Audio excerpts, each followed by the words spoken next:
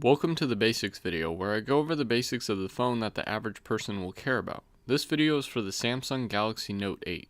Feel free to check out my specs videos for a more detailed explanation of this phone.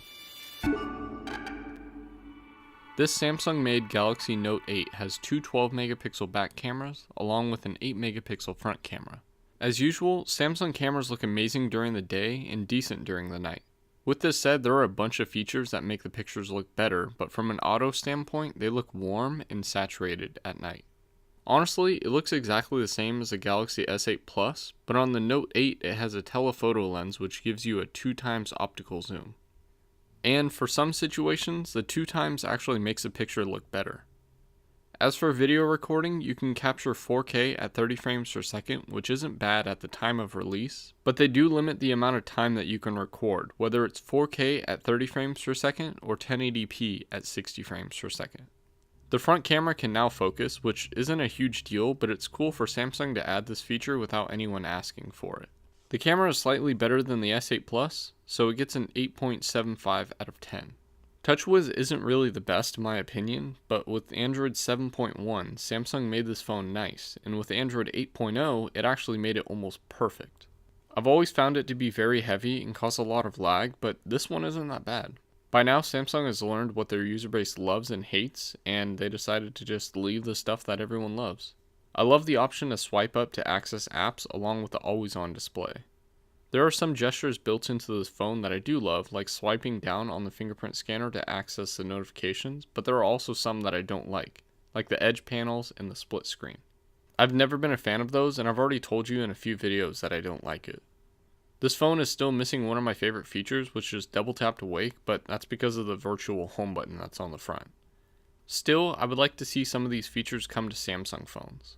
Since this phone does have an S Pen, there are some software features that come with it, but using it to copy and paste along with drawing on pictures is what I use it for. I wish someone reminded me that this phone had the S Pen because honestly, I kind of forgot that it did. Trust me, I tried using it, but it isn't a huge feature for me. They are on the right path with the software, so it gets a 7.75 out of 10. As for the battery, it's decent. This 3300 mAh cell is a little bit disappointing. With this said, it isn't horrible, but I still think that Samsung could have put a bigger battery in this phone, even with the Note 7 incident. After 16.5 hours of usage, my phone was left with 29%, and 1 hour and 57 minutes of that was screen on time. Another day I got 15 hours and 15 minutes of usage with 25% remaining, and 2 hours and 27 minutes of that was screen on time. Another day I got 14 hours and 11 minutes of usage out of the battery with 16% remaining, and 3 hours and 9 minutes of that was screen on time. All of these figures are with the brightness all the way up and resolution set to 1440p. This phone does support Qualcomm Quick Charge 2.0 and it charges pretty fast. You should be able to get a full charge in less than 2 hours. Only time will tell how well this battery will hold up, but so far it's doing decently. The battery life honestly isn't the best, but it does get you through the day. The battery is not removable by the user, forcing you to spend money to change it out, which may be an issue for some. Overall, the battery category receives a 7.75 out of 10, and honestly it's just because they have a smaller battery than the S8 Plus.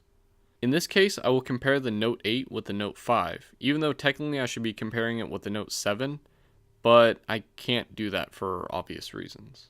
The phone is dramatically different both on the outside and on the inside. First of all, the phone is noticeably larger. The front no longer has a physical home button, and the back now has the fingerprint scanner. The curved front and back of the phone make the phone more symmetrical than the Note 5, and it fits nicer into your hands. The screen resolution is almost the same at 1440p, but with an 18:9 ratio, and it now has 6.3 inches, as opposed to 5.7 on the Note 5. It also has Gorilla Glass 5 now, instead of Gorilla Glass 4. The back camera has changed from a single 16 megapixel sensor to a dual 12 megapixel sensor setup. Even though 12 is smaller than 16, this is done for the better. The front camera has been bumped up from a solid 5 megapixel sensor to an 8 megapixel focusable sensor.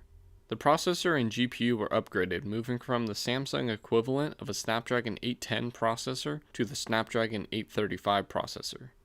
As for the RAM, it's been bumped up from 4GB to 6GB.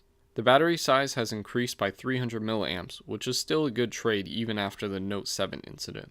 The charging port has been upgraded to a USB-C port, along with going from USB 2.0 to USB 3.1. The Bixby button has been added, but a year later, Bixby still doesn't compare to the Google Assistant. There is the addition of the infrared emitter and iris scanner, but those are really just for security. Lastly, there are minor additions, like Bluetooth 5.0. Clearly, the Note 8 is a huge upgrade over the Note 5, and it's a decent upgrade over the Note 7, so I will give this category an 8 out of 10. As always, glass is glass, and the curved glass on the phone does not make it stronger. Since the screen is an AMOLED screen, it's not going to be cheap to replace. Screen replacements will cost the same regardless if you damage the glass or the AMOLED under it, and will run you about $270 to fix it yourself, or $340 plus for a third party to repair it. The camera lens will run you roughly $35 to fix or $5 to do it yourself. If you're wondering, yes, they do break very easily, but not on their own. And the back panel will run you about $65 or $12 to do it yourself. Glass is glass, so it doesn't really matter if you buy OEM or aftermarket glass. The charging port can be replaced and will cost you about $10 to do it yourself, or $75 for a third party to do it for you.